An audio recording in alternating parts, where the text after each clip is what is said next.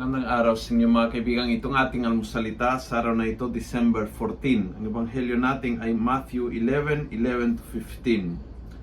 At sabi ni Jesus, "The kingdom of heaven is something to be conquered, and violent men seize it." Kailangan may paglawang ang kaharian ng Diyos. Kasi ang kaharian ng Diyos ay yung pagkahari ng Diyos. Kaya ito ay isang bagay na kailangan talagang may spiritual warfare.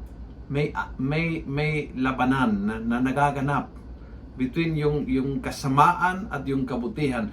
At minsan hindi yan yung sa labas, kundi higit sa lahat sa loob natin. I think we all experience kung gaano ka-powerful halimbawa ang ating imahinasyon sa pag-iisip ng masama.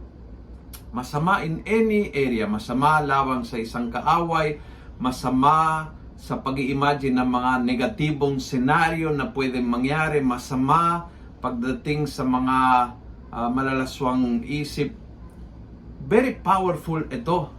And so, paano makahari ang Diyos kung hindi labanan yung masasamang isip, yung negatibong isip, yung malungkot na isip, yung depressing na isip.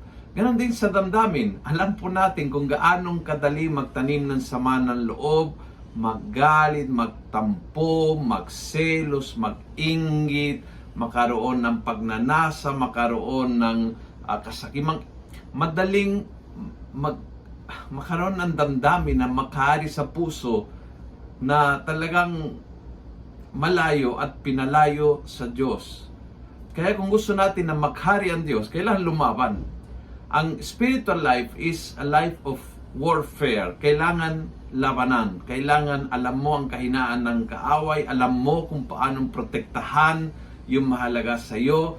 Kailangan alam mo kung paanong i-atake ang mga bagay-bagay. Kailangan alam mo ang art of war. Kung gusto mong manalo sa labanan na ito. Ang Diyos ay maghahari kapag pinaglaban natin ang pagkahari ng Diyos. Kung nagustuhan mo ang video ito, pass it on. Punuin natin ang good news ang social media. Gawin natin viral araw-araw ang salita ng Diyos. And God bless.